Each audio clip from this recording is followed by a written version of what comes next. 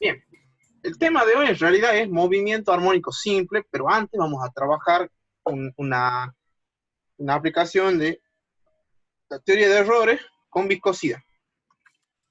Bueno, nosotros ya sabemos, una introducción al tema, digamos, cuando un cuerpo se mueve a través de un fluido, experimenta una fuerza de fricción. Esta aumenta con la velocidad del cuerpo relativa al fluido y se denomina fuerza viscosa. Se determina de manera experimental y yo tengo que la fuerza de fricción es aproximadamente proporcional a la velocidad del cuerpo opuesto. Te la mostré ayer en realidad, pero no te expliqué bien qué era, digamos. K es una constante, digamos, constante de arrastre, se llama, coeficiente de arrastre, el eta, que es el coeficiente de viscosidad del fluido, y B, la velocidad justamente que va, digamos, el cuerpito en el fluido, digamos. Y tenemos que el K, el coeficiente de arrastre, es el caso de una esfera lisa de radio R que se mueve lentamente a través de un fluido. Y se demuestra que K es igual a 6pi por R. O sea, ese es el coeficiente de arrastre, digamos, que experimentalmente lo determinamos. Se llama la ley de Stokes. ¿Estamos? Y acá te muestro el video, cortesía de mi profe, digamos, de mi profe de física, digamos. Y hemos hecho un laboratorio donde llenó, en una probeta, digamos, llenó detergente. Llenó un poco de detergente magistral y tiró una pelotita. A ver, proyectémoslo a ver.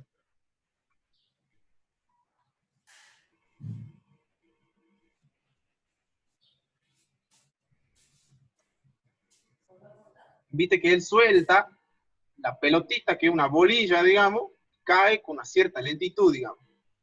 Entonces, supongo que tenemos agua, como esto que tengo acá. Si yo tiro acá en agua, va a caer más rápido, digamos. Y la viscosidad lo que hace es justamente tener como fricción, entre comillas, digamos, para que caiga más lento. Entonces, soltamos la esfera de masa M, radio R en un medio viscoso, tenemos que hay una velocidad que actúa acá, la fuerza peso, la fuerza de empuje y la fuerza de abajo. Digamos. Entonces tenemos la fuerza que actúa sobre él son el peso, el empuje y la fuerza viscosa. La fuerza viscosa va para arriba porque es la que va a oponerse al movimiento, digamos. Por eso hace que la velocidad sea más chiquitita. Entonces la ecuación del movimiento es m por a, que la fuerza, digamos, la sumatoria de la fuerza es igual a toda la fuerza, digamos, justamente, a la fuerza peso, la fuerza E, que es la fuerza de empuje, y la F, que es de la viscosidad, fuerza viscosa. O bien según la dirección dada por B, M por A, mg, menos E, menos F. Si tenemos en cuenta la dirección de la velocidad de B, digamos, la que van en B van a ser justamente la fuerza positiva, que la del peso, más la fuerza esta, digamos. En la que se opone al movimiento va a ser el empuje y la fuerza viscosa. Bueno, al principio la caída es pequeña y por lo que el peso es mayor que más F. Existirá una aceleración neta hacia abajo, lo que implica que la velocidad aumenta en su valor. Como F directamente proporciona a B, en cierto instante B alcanzará un valor que hará que F sea lo suficientemente grande para hacer el peso sea igual a E más F. Es decir, que en algún momento el peso va a ser igual a la suma de estas dos fuerzas. En el instante que la aceleración sea cero, con lo que se logra una situación de equilibrio, ¿por qué? Porque justamente estamos suponiendo que estamos viendo. Pero cuando llega a una posición de equilibrio, la aceleración es cero y la velocidad es constante. Eso es obvio, ya lo vimos en cinemática, digamos. En el caso de los fluidos muy viscosos, el equilibrio se alcanza muy rápido. Si ρ es la densidad, el empuje según Arquímedes, y de esfera tenemos que el empuje es igual, nosotros, ¿qué dijimos la ley de Arquímedes o el principio de Arquímedes? Que la fuerza ascensional o boyante era igual al peso del fluido. Eso lo vimos ayer, en unas ciertas condiciones, digamos, todo cuerpo sumergido, parcialmente sumergido. Entonces, suponiendo que el peso, digamos, suponiendo que es esto, ¿Por qué? Porque si yo digo rho, la masa, digamos, era igual a la densidad, la masa era igual a la densidad por el volumen, digamos. Eso lo vimos ayer. La densidad era igual a masa sobre volumen, pero si pasamos la masa, perdón, si despejamos el volumen para el otro lado, quedaba que la densidad multiplicado por el volumen. Este es el volumen de una esfera. El volumen de una esfera es 4/3 de pi por radio cubo. Y todo esto es la masa por la gravedad. Entonces la fuerza de empuje igual a la peso. Y, bueno, y por su parte, bueno, tenemos que la fuerza de fricción es igual a la fuerza, digamos, que es este chorizo, digamos, que ya lo hemos visto, digamos, que el 6 eta pi, digamos, que era de acá, digamos, que estaba acá, la fuerza viscosa, digamos. Reemplazábamos simplemente, quedábamos con esta expresión. En condiciones de equilibrio, lo que hacemos es reemplazar, simplemente reemplazamos esto que es la fuerza de empuje, acá, digamos, más la fuerza de fricción viscosa igual al peso. Y de ahí hacemos un despeje directamente y nos queda esta expresión rara. Haciendo todo haciendo cálculo, nos queda esa expresión. La expresión anterior solo es válida en rigor por un líquido de extensión indefinida. Por otra parte, si la esfera cae dentro de una probeta del radio interior, las paredes influyen de tal manera que ocasionan una disminución de la velocidad de caída, según el factor. Por lo tanto, la viscosidad eta es todo este coso. O sea, si nosotros seguimos desarrollando, digamos, vamos a quedar con esta expresión que es la expresión general de la viscosidad cuando para un objetito que cae. No hace falta que estudie, la idea, yo creo que no hace falta, la idea es que entiendas justamente las fuerzas que intervienen, digamos, acá, cuando uno cae. Eso es lo que más importante seguramente lo que se va a ver. Bueno, y acá explica cómo se hace, hay que hacer como una esfera, vamos a usar bolitas de vidrio, de densidad, digamos, un calibre, una bolilla de un cierto calibre, diámetro, una balanza analítica, una cámara de celular, regla graduada, y ahí tenemos lo que se llama la teoría de errores, digamos. Repite el proceso interior hasta contar 3 juegos de datos. Tenemos que tener 3 datos. Entonces determina el error en el cálculo de la velocidad del aceite. Por ejemplo, si ahora ya no necesariamente va a ser el detergente, ahí nosotros probamos con el detergente, pero podemos probar con el aceite. El aceite, ¿qué era la particularidad? Que era menos denso que el agua, ¿te acordás? Lo vimos ayer, que era menos denso que el agua, por eso no se mezclaba, digamos.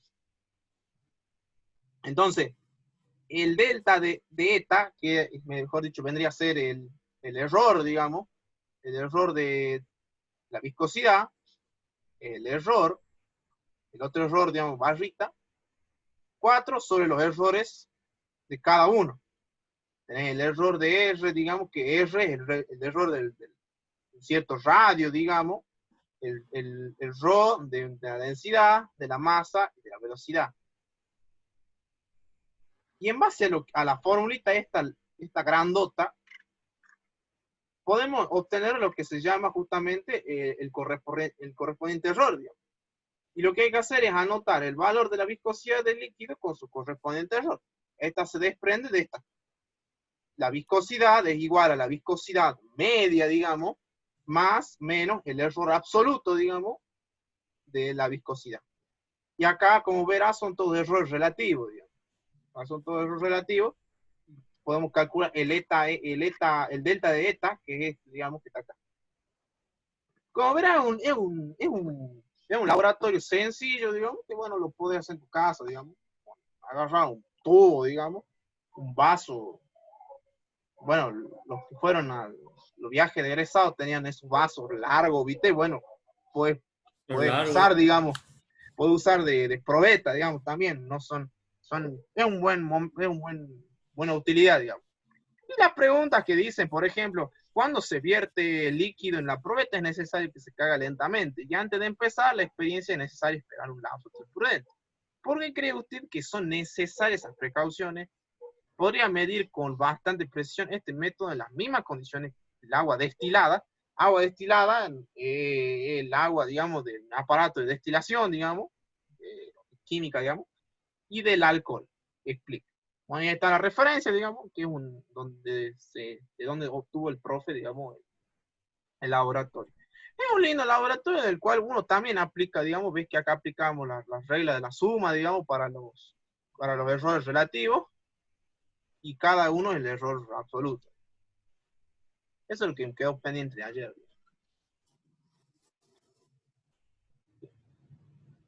No, no quiero. Pero ahora vamos a ver a lo que nos compete, que aquí. Oscilaciones. Yo ahora tengo un resorte. Ya volvemos, ya no tengo un fluido, sino tengo un resortito. Con este resorte lo que voy a hacer es justamente mirar. A ver, para que no sé qué pasó acá.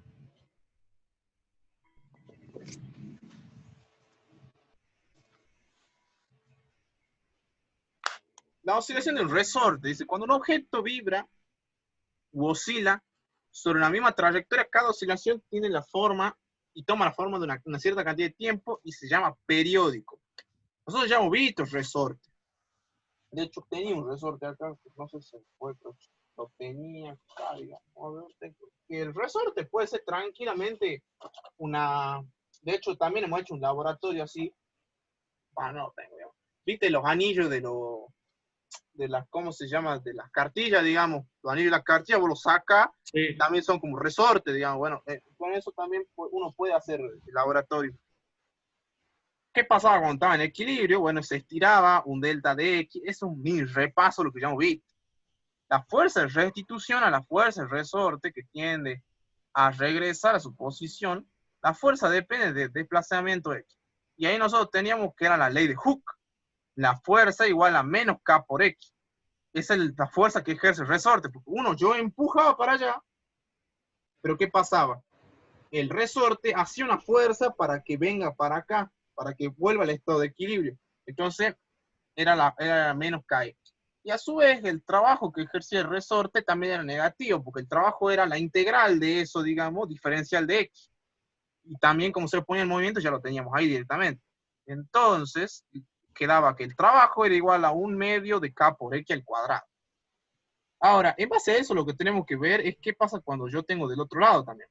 Yo tengo esta fuerza, la fuerza del resorte va para allá, pero si yo tengo del otro lado, que si yo lo achato al resorte, la fuerza también va a querer ir en contra de la dirección y también va a ser para que vuelva con El trabajo sea una positivo. función de equilibrio, digamos.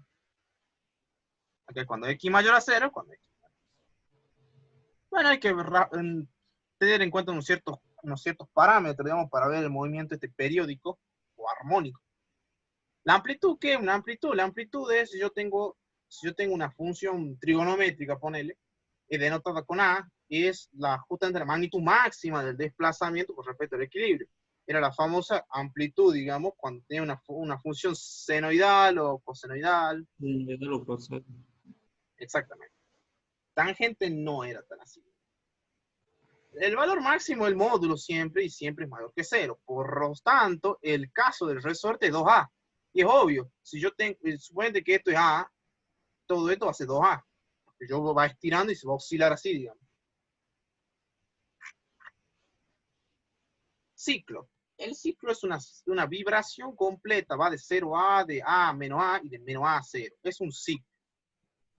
O sea, de acá me voy hasta acá. De acá me voy hasta acá. Y de acá me voy hasta acá. Entonces eso se llama ciclo. Periodo, siempre mayor a 0. Obvio, el tiempo pasa siempre. Segundos por ciclo, también lo llaman algunos, digamos, segundos por ciclo.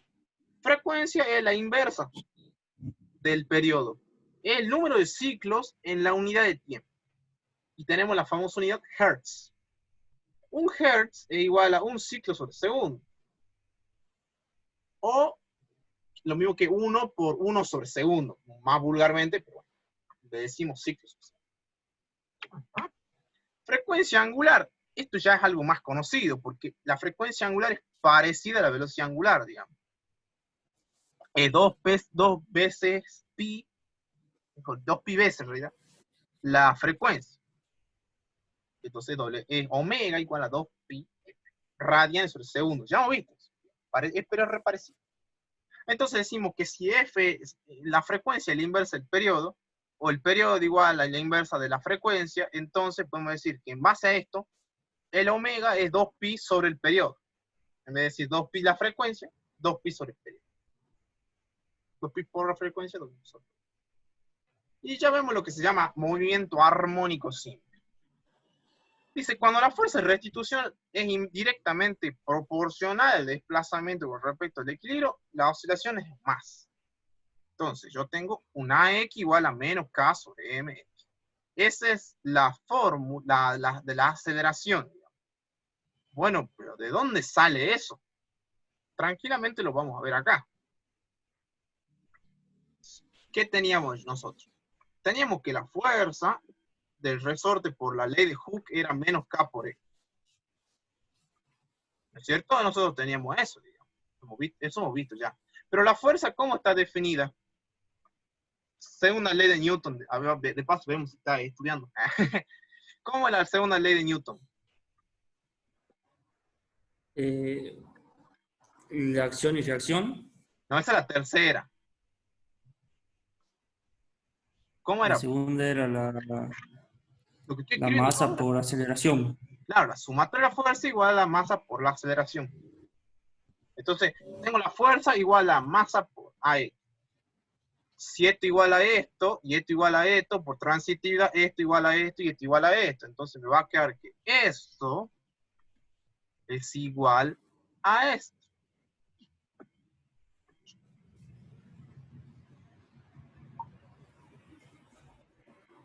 ¿Estamos hasta ahí, Leandro? Entonces tengo una igualación. Sí. Entonces la masa que está multiplicando pasa dividiendo.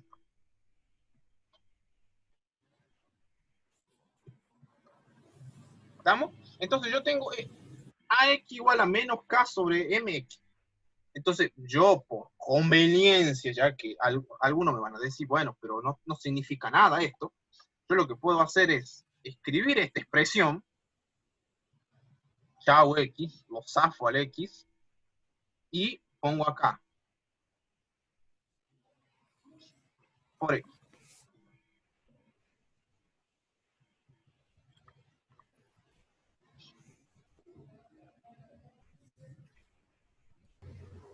Entonces, yo tenía esto, que es menos K sobre M. Pero bueno, este K era la constante del resorte y el M era la masa. Entonces, y este es X. Bueno, ¿de qué me sirve todo esto? Que yo lo que puedo hacer es, un cuerpo que está en el movimiento armónico simple se llama oscilador armónico.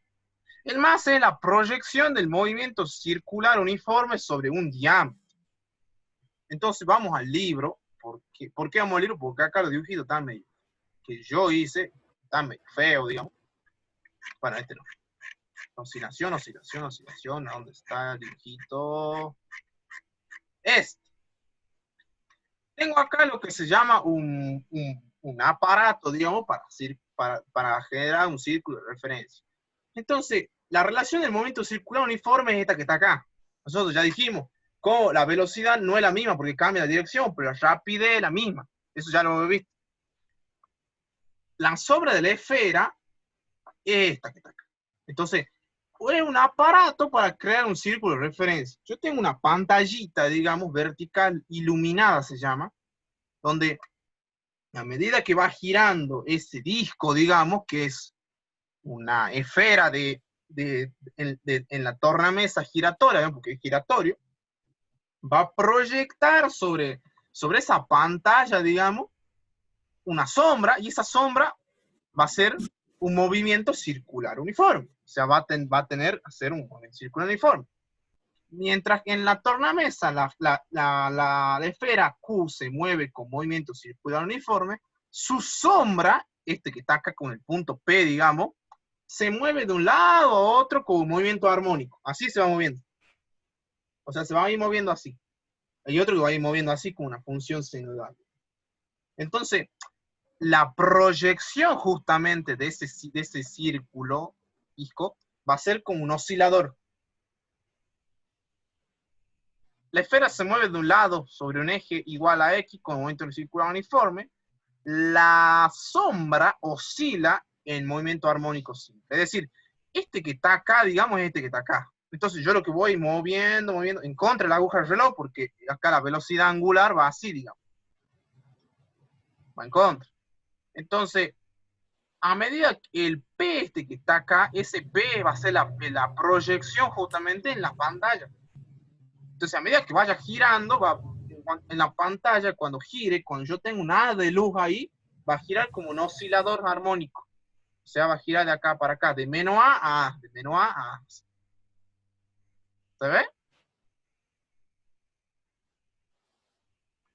Bien.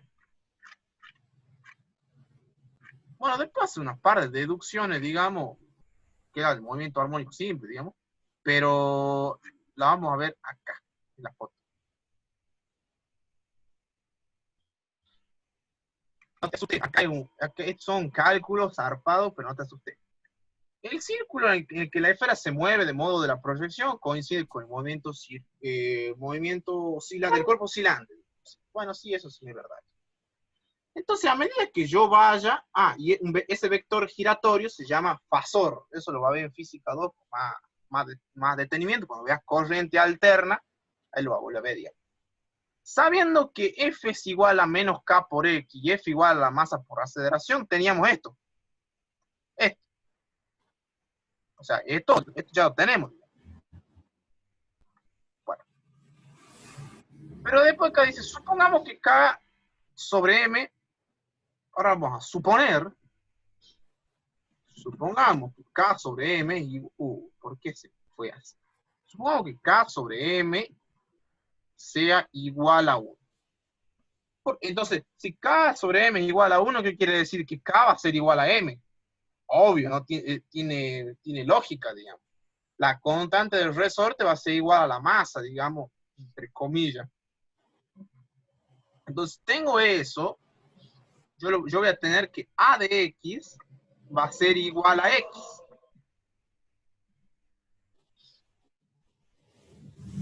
¿Cierto? ¿Por qué? Porque si esto se hace 1, guarda, no a menos X. ¿Estamos? ¿Por qué? Porque va negativo y esto todo es 1. ¿A qué voy con todo esto? Que esto que está acá. ¿Cómo? O sea, el X sería opuesto a X. Claro, este X, claro, es justamente por la fuerza, digamos, viste que nosotros dijimos que era menos que X, se oponía al movimiento, digamos. Entonces se ponía a la dirección. Si yo tiraba para acá, el resorte lo que va a hacer es tirar para el otro lado, digamos. Sí, de ahí viene, sí, justamente. Entonces, pero acá hay que tener en cuenta. ¿Te acuerdas cuando vimos derivadas en cinemática? La aceleración era la derivada de ¿quién? De la velocidad y el tiempo. Claro, entonces decíamos que la aceleración era igual a la derivada de la velocidad. ¿Estamos hasta ahí? La derivada de velocidad es X. Bueno, pero acá no solo tengo velocidad. Yo tengo X. ¿Y X qué? Posición, desplazamiento. Entonces tengo que seguir trabajando, ¿no es cierto? ¿Por qué? Porque debería buscar la segunda derivada, que es igual a la derivada segunda. ¿De qué cosa? De X.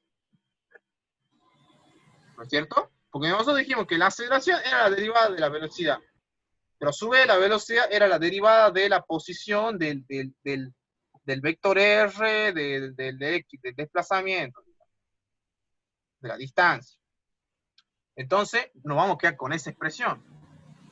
Esto, así digamos, es igual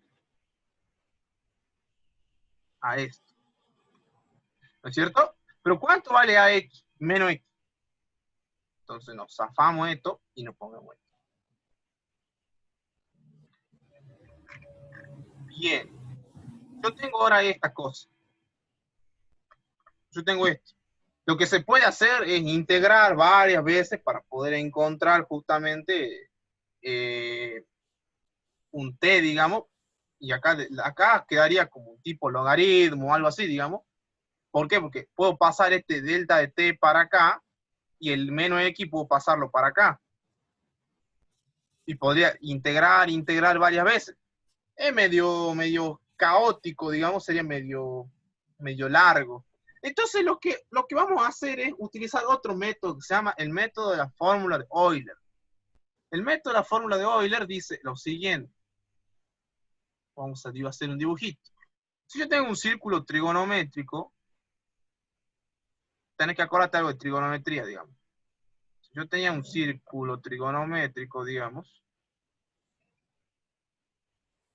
entonces, yo lo que podía decir que era que E a la I tita se llama, yo te lo escribí la fórmula de Euler se llama, fórmula de Euler, o Euler también, se dice vulgarmente, sería E elevado, ¿dónde está? Es notación solamente ese elevado, porque no es tan elevado. Entonces, es E elevado a la I tita, el ángulo tita, ¿dónde está tita?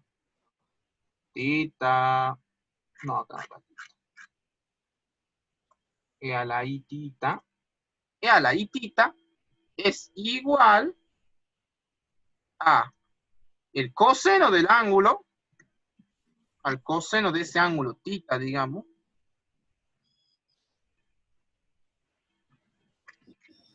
más I por el seno del seno de ese ángulo tita. Las famosas coordenadas polares, digamos. Y acá el radio de este es 1. ¿Por qué? Porque si hubiese un R acá, tendría que ser acá también R por todo entre paréntesis esto. Pero como el R es 1, porque el círculo trigonométrico sabemos que es de radio 1, eso ya lo sabemos por matemática, digamos.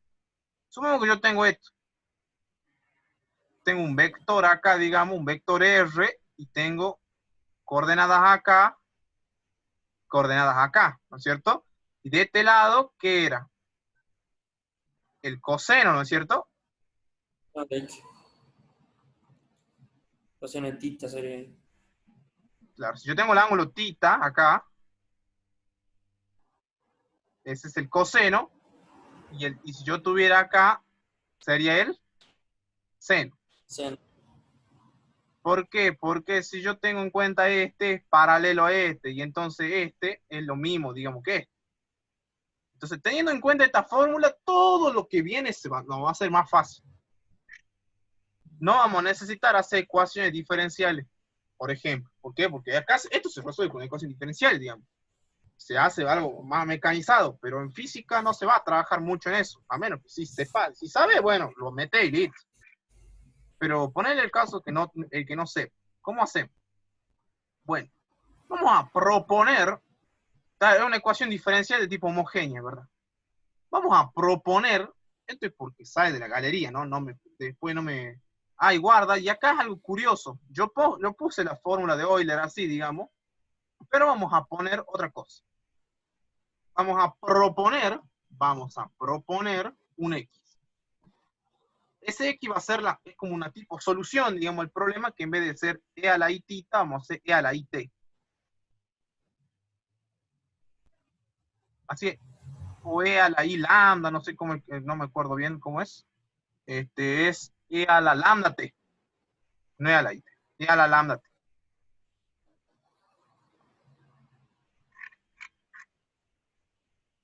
Ya te explico de dónde sale ese lambda, porque lambda es también marea. Yo tengo esta solución, vamos a proponer una solución para esa ecuación diferencial. Entonces digo X igual a E lambda t. Bien. Primero hay que derivar dos veces, ¿no es cierto? Porque yo tengo derivada de segunda de X, ¿no es cierto?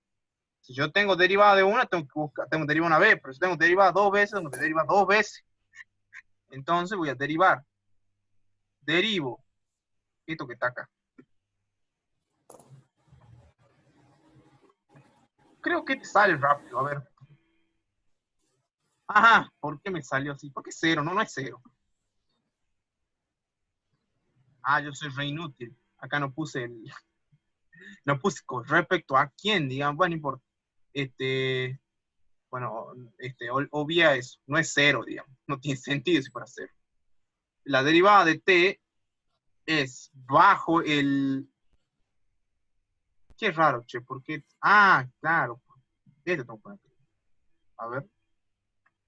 No, me da cero. No, no, está cualquiera, está, no sé, está flasheando cualquier programa. Bueno, ¿cómo se derivaba eso? Eso se derivaba, bajaba el lambda t y queda e a la lambda t, digamos. O si lo querés hacer más prolijito, digamos, por regla de derivación, quedaba lambda t.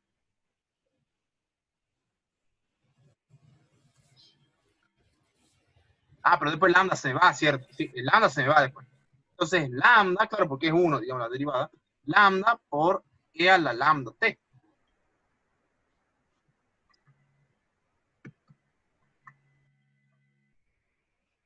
Quieto, esto, no, esto se mueve.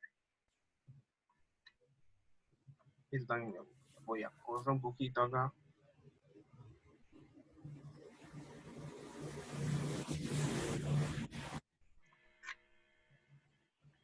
Ahí para no perderlo, digamos. Bien, es lambda a la lambda t. Pero yo tengo que derivar dos veces. ¿Por qué tengo que derivar dos veces? Porque acá tengo que derivar dos veces. ¿Cierto? Entonces derivo dos veces. Derivo otra vez. ¿Qué pasó? Se te fue la comunicación. ¿Hola? Ah, no, ahí está, ahí está.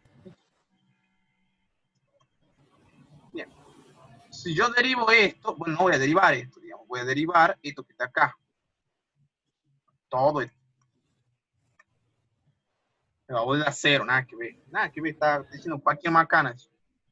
Entonces es lambda igual a lambda al cuadrado, digamos.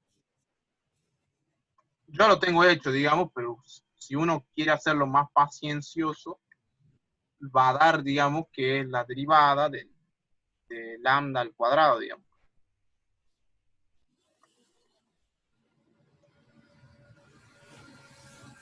Aquí quiero llegar con todo esto.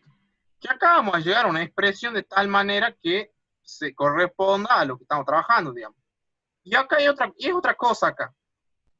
Ya tengo la derivada de esto. Entonces, si la derivada segunda, digamos, de todo esto era esto, y esto era esto, acá tiene que haber puesto con respecto a x. Entonces pongo esto que está acá. Esto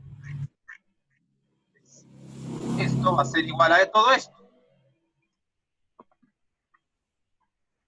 ¿No es cierto? Porque las derivadas segundas son iguales, me queda eso. Ahora bien, ¿qué es lo que quiero hacer yo con todo esto? Bueno, lo que podría hacer, digamos, es igualar, que ya lo tengo acá, digamos, y ahora es, bueno, pero ¿qué era x? X era esto que está acá. Porque yo había propuesto una solución. Si yo proponía una solución, me quedaba x igual a esta cosa. Entonces, esto que está acá, primero vamos a copiar esto. Este x que está acá lo vamos a simplificar y va a quedar esto que está acá.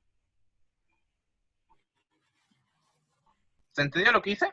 Es reemplazar simplemente el x que estaba acá, digamos. Sí. Lo reemplacé acá. Y ahora me va a quedar esto. Que e a la lambda t y e a la lambda t se me van. Chao. Me queda un menos 1. Me queda un menos 1. Y me queda esto que está acá. Y ahora esto, bueno, esta es una expresión de tal manera que es expresión compleja, ¿no es cierto? ¿Te acuerdas del número complejo? Vimos, bueno, lambda al cuadrado igual a menos 1. Es i o menos i. Pero vamos a quedarnos con i, digamos. Entonces, lambda al cuadrado, mejor dicho, lambda es la raíz cuadrada de menos 1. Pero si lambda es la raíz de menos 1, lambda es igual a más menos i.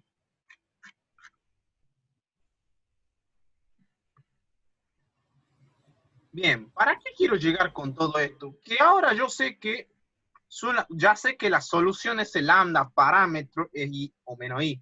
Entonces yo quiero decir que ese lambda es el número imaginario que estaba acá, de la fórmula de Euler. Entonces el lambda que está acá es el i. O sea, lo que nosotros hicimos es deducción simplemente de cómo llegamos a ese I, digamos, físicamente, con el círculo trigonométrico. Entonces sabemos que es I. Entonces tomamos I. No vamos a tomar menos I.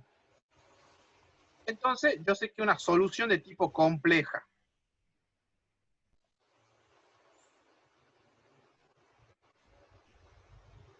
¿Está bien? Entonces yo sé que X va a ser igual a E a la I tita. Bueno, E a la IT, no a la I tita. Entonces, teniendo la fórmula de Euler, esta que está acá, ya no va a ser E a la I tita, digamos. Va a ser E al E y T. Entonces, coseno de T y seno de T.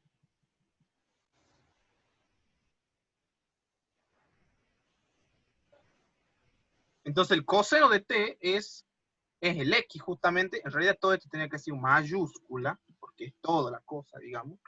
Esto es mi componente X y este es mi componente de Y.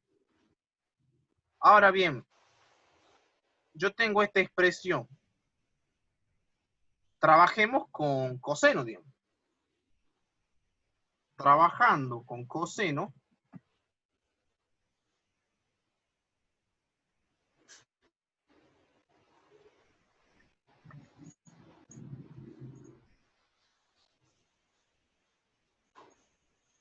trabajamos con coseno, digamos, del ángulo tita, que no sé dónde quedó, acá está.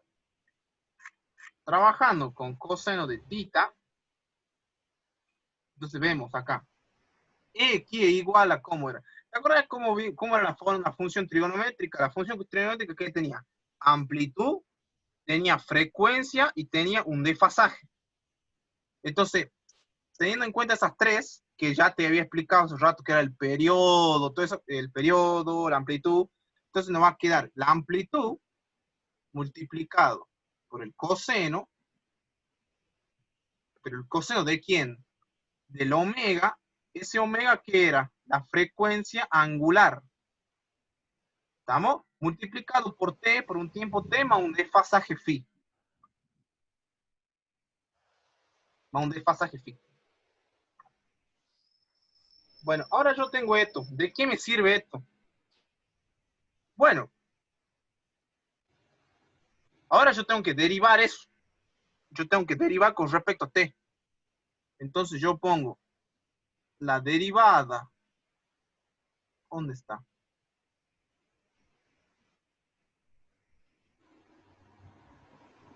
Derivada de t de esta función, digamos.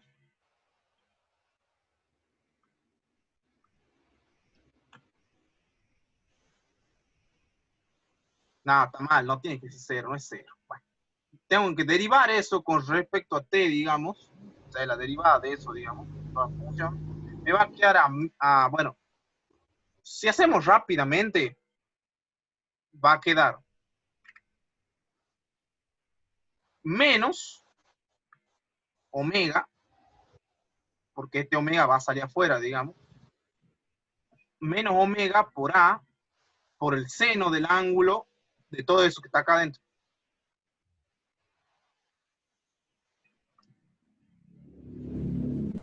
Esa es la derivada, digamos. Menos omega de A por el seno de todo eso que está adentro. Hasta acá suena aburridísimo. ¿Por qué? Porque no llegamos a nada todavía. Es harto laburo, pero hay que hacerlo. Ahora, yo tengo que derivar otra vez. ¿Por qué tengo que derivar otra vez? Porque este que tenía yo acá, digamos, este que tenía acá era derivada segunda. ¿Te acordás? Era derivada segunda, digamos. Y no solo esto, sino esto. ¿Te acordás? La aceleración era derivada segunda de eso. Entonces tenemos que llegar a esta expresión para igualar, digamos. O sea, no tenemos que llegar a esa expresión, tenemos que llegar a una expresión de tal manera que igualemos eso. Entonces derivo otra vez de esto. Derivada segunda, digamos, sería. Acá ya no iría esto, iría derivada segunda, digamos, de t. No es.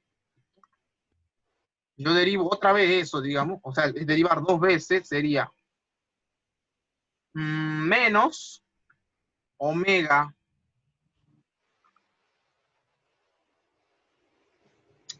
Acá no.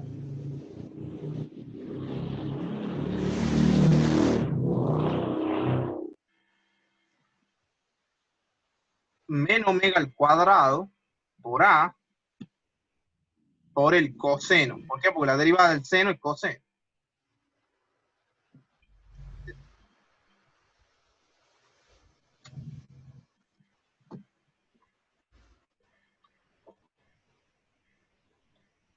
Pero acordémonos un toque. ¿Qué era A por el coseno de omega t más phi?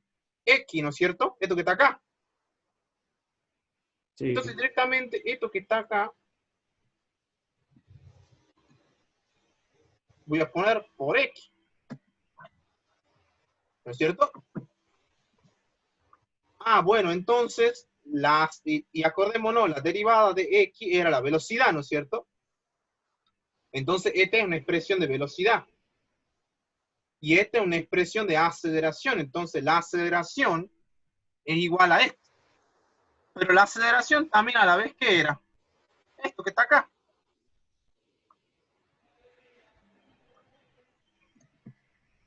Por más que diga aceleración en X, bueno, sí, en X, digamos. Se juntan estas dos, digamos, y me va a quedar que esto es igual a todo esto que está acá. Ahí que se me va. Se me va el menos.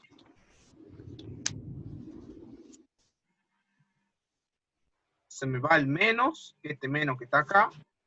¿Qué más se me va ahí? Las X. No depende justamente de la distancia, digamos, no depende de la distancia, el movimiento armónico. Y ahora, este que está como raíz puede pasar, pero está como potencia, va a pasar como raíz, digamos. Entonces vuelvo a copiar esto, chavo esto, chavo esto, chavo esto. Acá vamos a poner la raíz y me queda esto. Listo, por fin terminamos.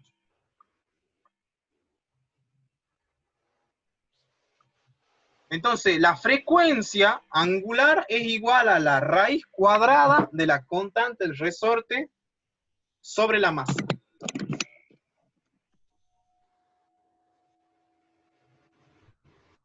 Feíto, ¿no?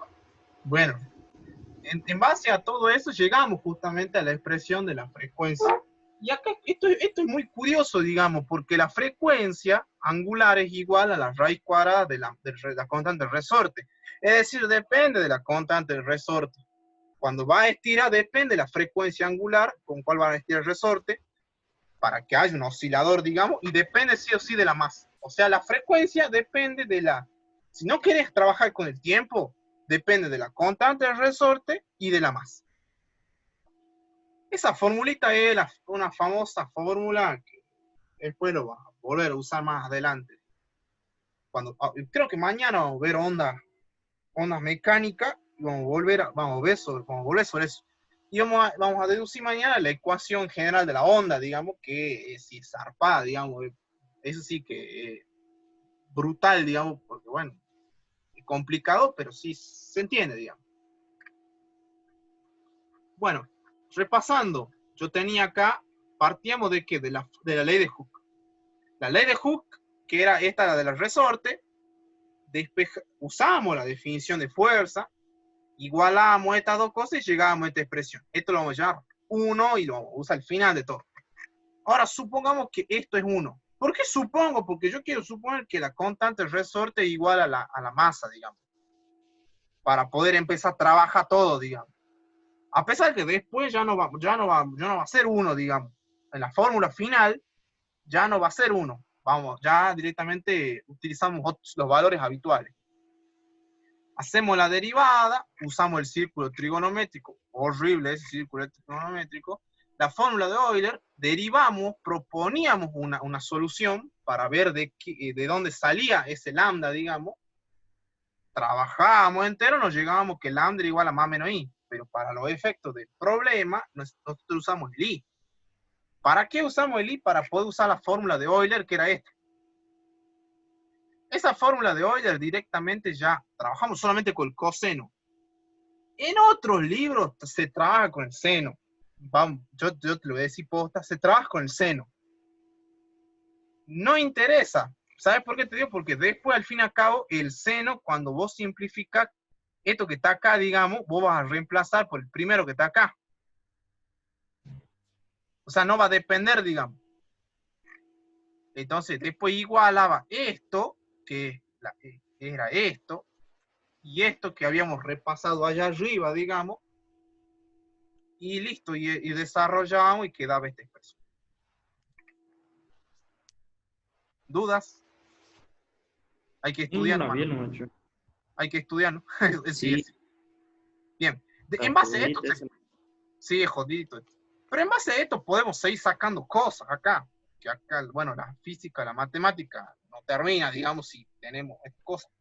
La frecuencia angular, hay que ver qué era la frecuencia angular. La frecuencia angular era, ahora, si la frecuencia angular era, ¿cómo era la frecuencia angular? Era igual a 2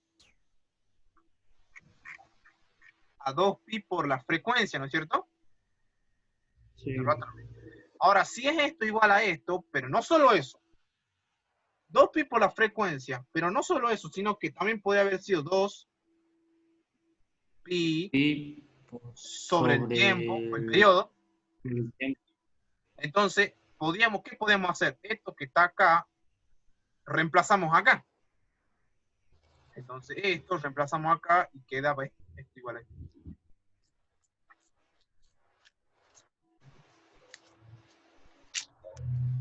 Y ahora, bueno, arreglemos un par esto, digamos. Esto que está acá puede ir para afuera, digamos. Ajá, bien. Bueno, sí, este es el tiempo, la frecuencia, el tiempo queda 2 pi. Claro, sí, exactamente. Esto, bien. No está mal, ¿no? Porque yo dije que era todo esto, omega. Sí, está bien, no le veo error. Esto que está acá, puede ponerlo acá adelante, digamos. Y ahora esto, che, hay algo raro, a ver. Queda 2 pi, ¿no?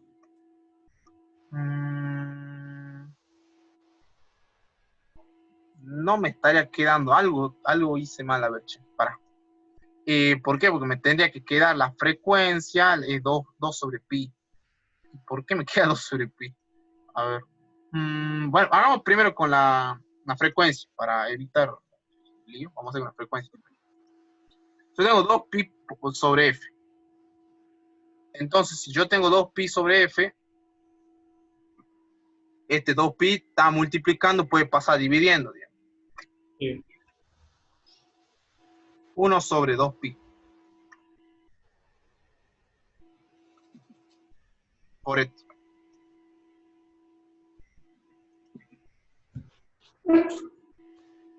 Pero la frecuencia era la inversa del periodo. ¿No es cierto? La frecuencia, ahí está, claro, ahí está, ahí sí no me quedaba nunca. Pero la frecuencia era la inversa del periodo. ¿No es cierto? Yo lo que puedo hacer es dar vuelta a eso, digamos, y listo. Ah, no, sí me quedaba, no sé qué flash, pero acá está mal escrito. Ah, no, sí está bien escrito, no dije nada. ¿Qué pasa? Si yo doy vuelta a eso, doy vuelta a todo. Entonces yo puedo dar vuelta así, mira. T igual a 2 pi, y esta raíz, digamos, va.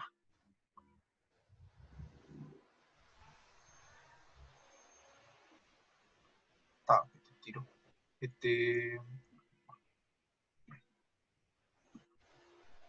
Y este que está acá va a pasar abajo. Por propiedad de proporción, ni más. Damos vuelta, digamos. Y listo. Y ahora puedo decir justamente otra fórmula. Que el periodo igual a 2 pi por la raíz de m sobre k. Nosotros habíamos dicho que la velocidad angular era igual la frecuencia angular era la raíz de k sobre m. Bueno, el periodo es 2 pi por la raíz de m sobre k. ¿Qué pasa si la masa es igual al resorte? algo curioso. Raíz de 1, ¿cuánto va a ser? 1. Entonces, el periodo va a ser 2pi.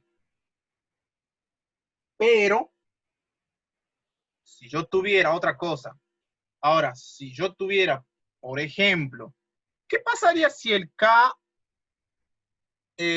no, mejor dicho, ¿qué pasaría si la más, no, a ver, el K, si el K fuera, se fue la comunicación, bueno, ¿qué pasa si el K es muy grande? Si el K es muy grande, todo esto que se va a ser, o sea, si el K fuera grande, justamente, todo esto que se va a hacer cero, digamos, va a tender a cero. Sí. ¿No es cierto? Sería, entonces, si la constante resorte, mientras más grande sea, el periodo va a tender a cero. O sea, podríamos entender un razonamiento. Bien, yo creo que ya no hay más fórmula con esto. Ya hay una cosa ahí abajo. Después ya viene péndulo, ya viene energía, digamos, después vienen aplicaciones, digamos, ya que son aplicaciones. Esto es lo más jodido, digamos. En el movimiento armónico simple, el periodo y la frecuencia no dependen de la amplitud. Eso es muy importante. La posición es una función periódica sinusoidal en el tiempo y el phi se llama ángulo de fase, que nos indica en qué punto del ciclo se encontraba el movimiento cuando t era igual a 0 y bueno, la velocidad. Después nos queda una formulita tan más, una rápida, no la vamos a desarrollar no la vamos a desarrollar bien, pero está en los libros, digamos. Pero, ¿qué pasa si yo tengo el tiempo cero? Si en el tiempo cero la velocidad inicial va a ser igual a la final, digamos. ¿Por qué? Porque va a estar quieto, digamos, el oscilador. Sí. No va a ser tan grande, o sea, va a quedar ahí, digamos. Ahora, nosotros dijimos que, ¿qué cosa? Nosotros dijimos que la derivada de x era la velocidad, ¿no es cierto? O sea, esto es velocidad. Es la velocidad con que va la rapidez, digamos. Entonces, si yo hago un pequeño laburo, digamos, si divido arriba y abajo, digamos, me va a quedar esto. Seno sobre coseno me va a quedar tangente. Entonces, la tangente del ángulo phi va a ser igual a menos la velocidad inicial sobre la posición inicial. Entonces, el ángulo phi, digamos, va a ser igual al arco tangente de menos de velocidad inicial sobre la posición de inicio. Bueno, como te digo, esto es un caso muy extremo, digamos, pero sucede esta cosa. De hecho, sucede, digamos. O sea, pero no creo que te lo pidan, digamos. Pero uno no sabe. Sí, lo que sí puede ser que te pide la fórmula en sí, digamos. Ahora, si conocemos la posición y la velocidad inicial, podemos calcular la amplitud. Bueno, la amplitud dijimos que, bueno, era el x sub 0 era igual a A por el coseno de phi. Si elevamos al cuadrado quedaba esto. Y podíamos, y desarrollamos, digamos, hacíamos un cierto pasaje de término, y nos quedamos con la expresión de coseno cuadrado de phi más seno cuadrado de phi igual a 1. Y en base a eso ya llegábamos a esta forma. Como te digo, es álgebra, digamos, lo que hay ahí.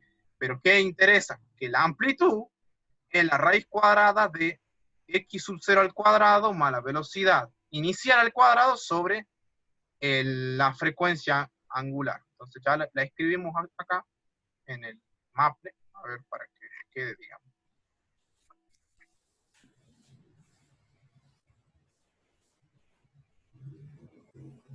No se ve muy bien, digamos. Entonces, la amplitud es igual a la raíz cuadrada de x sub 0, o sea, la posición inicial cuadrado, más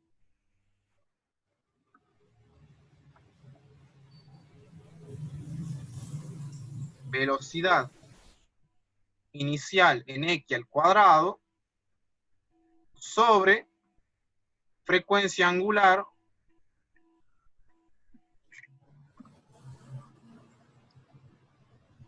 al cuadrado.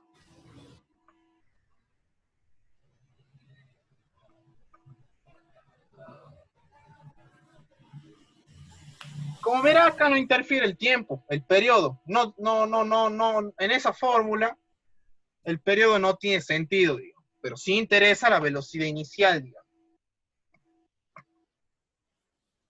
Bien, bueno. Después tenemos energía, ¿qué pasa? Y hacemos un par de deducciones, digamos, ¿qué pasa si yo tengo la fuerza ejercida por resorte? La fuerza ejercida por resorte es conservativa. Las fuerzas verticales no efectúan trabajo, eso sí, pero así se conserva la energía mecánica del sistema. Bueno, y ahí hacemos un par de resoluciones, digamos, nosotros sabemos que la energía total es igual a qué cosa. A la energía cinética más la energía potencial. ¿De acuerdo? Nosotros hemos visto eso. Potencial. Entonces, lo que podemos hacer es igualar estas cosas. Mira, no sé si ves acá. Yo tengo Sí. la energía total es igual a la energía cinética, que es esta. Ya las recontra sabe. 1/2 de la velocidad de n al cuadrado, más la energía potencial, que es la energía del resorte, que era aplicando la integral. 1/2 de kx al cuadrado. ¿Ok? Entonces, era igual a la constante. Como es unidimensional, si la velocidad en x es 0, entonces la amplitud x es a. Entonces directamente vamos a poner k por a al cuadrado, digamos. O sea, ¿por qué a al cuadrado? Porque es lo que se estira para acá, o para allá, para acá, o para allá, como un péndulo. La energía total del movimiento armónico simple es proporcional al cuadrado de la amplitud. También se puede demostrar por medio de ¿viste la velocidad que te decía? La velocidad con el seno y el X con el coseno. Bueno, podés hacer un trabajo, ¿sí? Un trabajo bien arduo, digamos, y llegamos a la misma conclusión, que la velocidad máxima, o la velocidad en X, igual a más o menos la raíz cuadrada de X sobre M, por la raíz cuadrada de A al cuadrado menos K al cuadrado. Y la velocidad máxima es justamente cuando X valga A. ¿Qué va a pasar cuando X valga A? Cuando X valga A va a ser la raíz cuadrada de A al cuadrado. Entonces va a quedar por A. Y esto era frecuencia angular, entonces, perdón, y esto es claro, esta es frecuencia angular, y esto es amplitud, la velocidad máxima va a ser igual a W al cuadrado. O sea, omega al cuadrado. Perdón, omega por A, digo, por amplitud. Me confundí. Y la interpretación es justamente esto. La energía total, digamos, y la energía potencial. La energía total es una sola línea, digamos. Pero la energía justamente potencial es una parábola, una cuadrática. Como una cuadrática va a tener dos soluciones. Y esa solución, ¿dónde va a estar? En menos A y en A. Justamente hasta de donde se mueve el oscilador. Va hasta acá, vuelve hasta acá. Justamente eso. ¿Qué pasa si fue al revés? Si es al revés, bueno, también sucede casi parecido.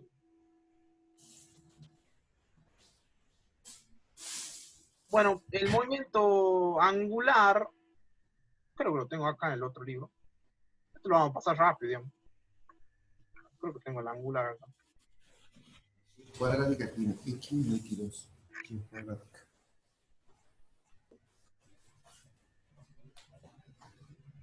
¿No está colgado en la silla?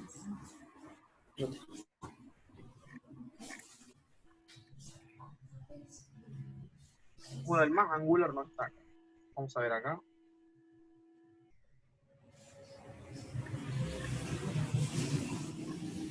¿Ves que acá está? Mira, acá está la deducción, mira. ¿Ves que llegamos a la amplitud del más? Bueno, este es parecido. Descripción de un movimiento armónico simple, la energía, digamos, ¿ves? Y acá está la deducción, ¿ves? Lo que te digo yo. También está en el Serway, también está la misma deducción, el mismo trabajo. La interpretación, digamos que esto es un gráfico más elaborado. Tengo, acá está, mira, ¿ves? Las parábolas, la energía total.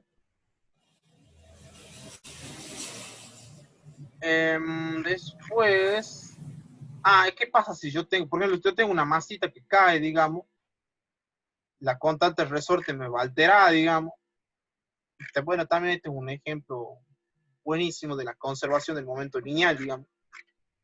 Aplicaciones del movimiento armónico, sí. Bueno, si yo tengo un movimiento armónico de un resorte colgando, digamos, va a ser el mismo, digamos, que esté así estirado, digamos, va a ser el mismo que esté estirado así, digamos, no va a interferir mucho, digamos. Ese es el ejemplo, si yo tengo, por ejemplo, en un laboratorio, dice encima de eso, yo tengo un resorte,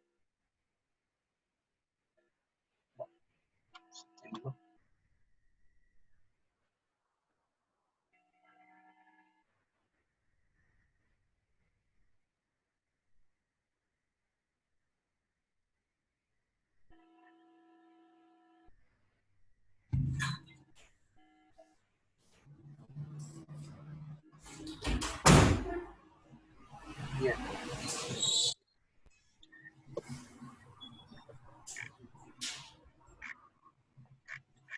El más angular es el típico que yo tengo una rueda de balance, digamos, tengo un torque raro, yo tengo ¿viste? Más o menos como un timón, digamos, en la rueda de un balance de un reloj mecánico, digamos, y tengo esta deducción. Estas son aplicaciones.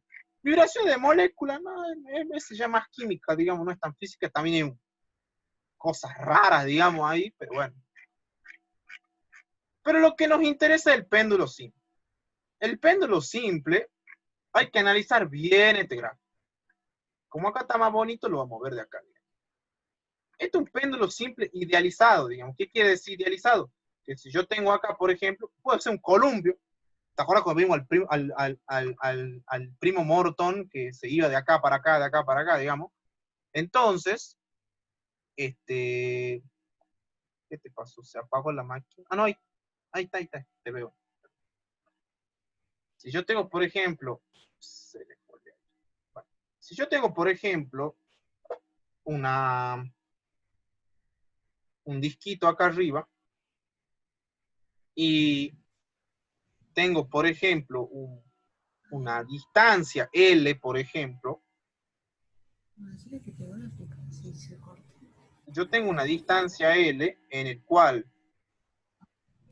tengo un cierto ángulo del columpio. Por ejemplo, si yo tengo un columpio que va así, cuando va a la hamaca, por ejemplo, va y vuelve,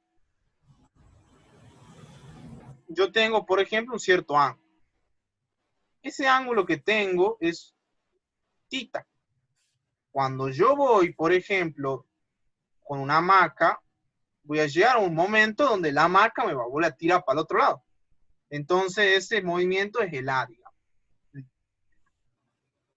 El cordón se supone que es sin masa y no estirable, el cordón de la hamaca. Eso es obvio.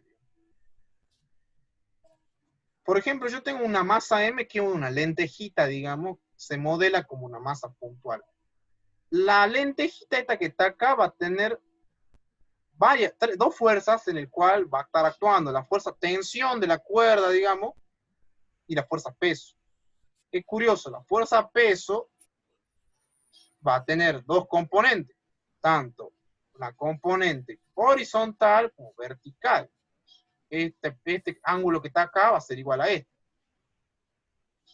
Entonces, el peso por el coseno y tengo el peso por el seno.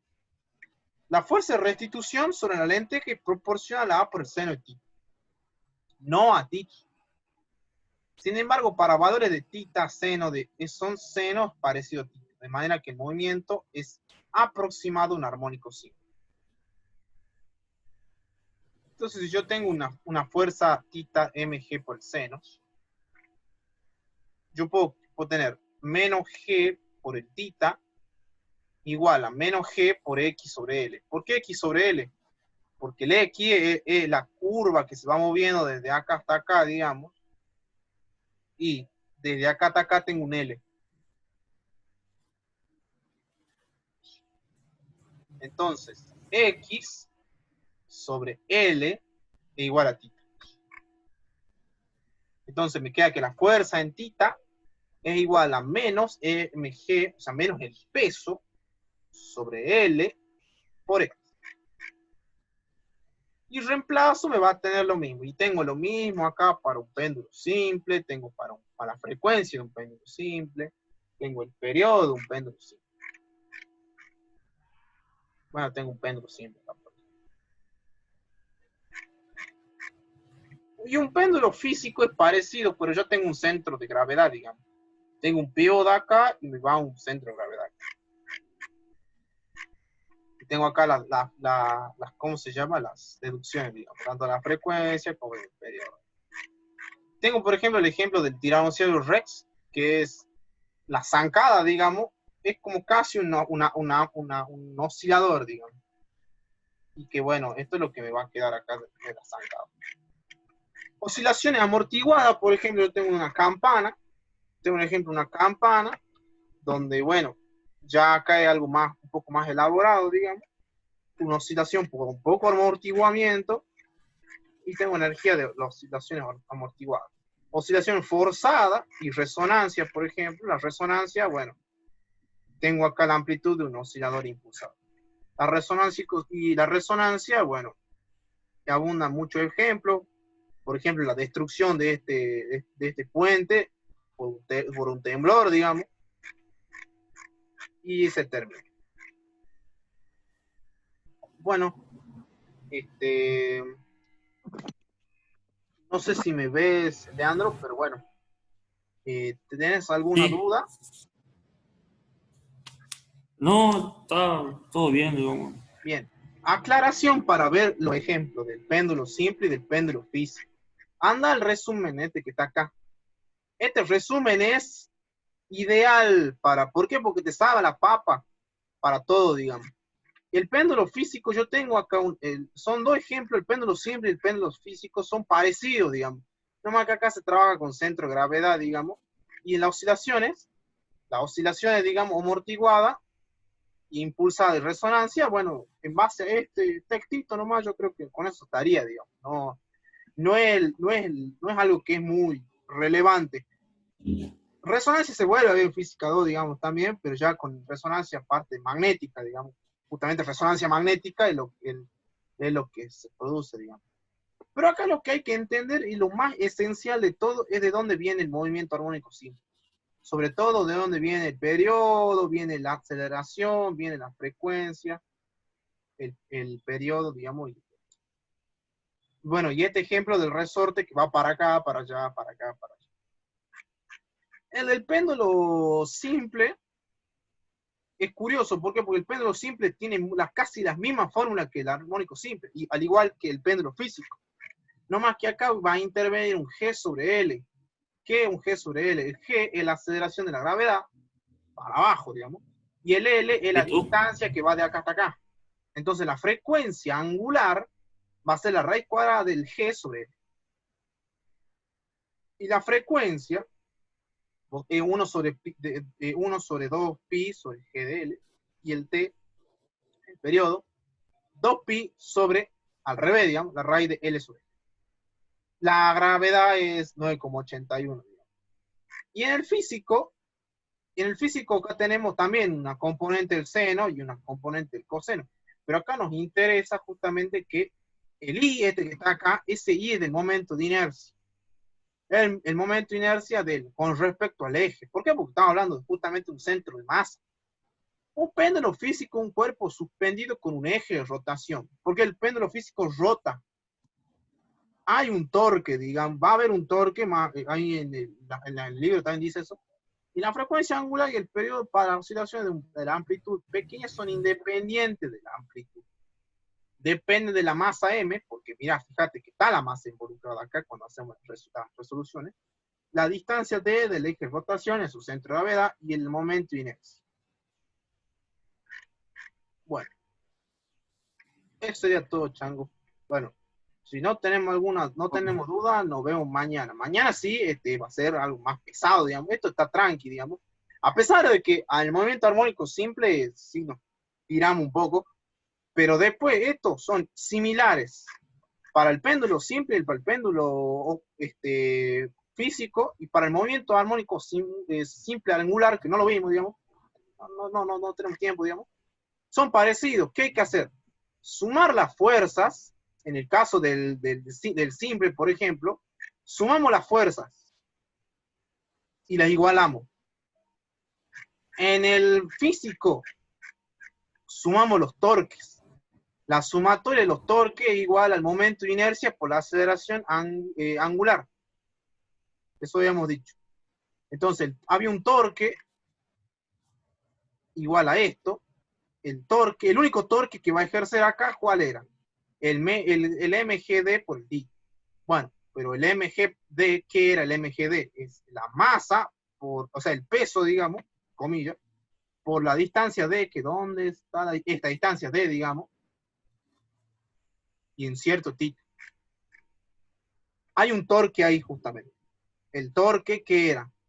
Además, el torque era la fuerza, era R, producto vectorial, F. O bien, bueno, después por la distancia, digamos. Esa es la fuerza por el brazo de palanca. Tened cuidado, ¿no? El brazo. El brazo de palanca, no por la distancia, porque están hablando de trabajo. Es parecido el torque al trabajo, pero es fuerza por el brazo de palanca. Bueno, entonces, eso sería todo, chango. Nos vemos. Si Dios quiere, mira, terminé el, ¿cómo se llama? Con una chica, digamos, ¿cómo se llama? El turno anterior, digamos, por eso te preguntaba si quería a las 4, digamos. No sé si vos podés a las 4, digamos. Sí. Claro, podemos a las 4, y bueno, de ahí le metamos hasta las 6, 5 y media, digamos, seguramente. Hoy te dejo ahora porque yo me tengo que hacer una cosa rápido. Mañana onda sí lo vamos a tener un poco más de laburo, digamos. ¿Por qué? Porque onda mecánicas, que es la descripción matemática de la onda, y efecto Doppler, sonido. La parte de sonido que normalmente casi nunca nadie la ve. A mí me tocó en el final dar sonido, por ejemplo. Yo me quería matar, digamos, cuando me dijo el profe, pero bueno, no es nada del otro mundo, digamos. Es aplicaciones justamente de las ondas. Así que bueno, finalizamos la clase de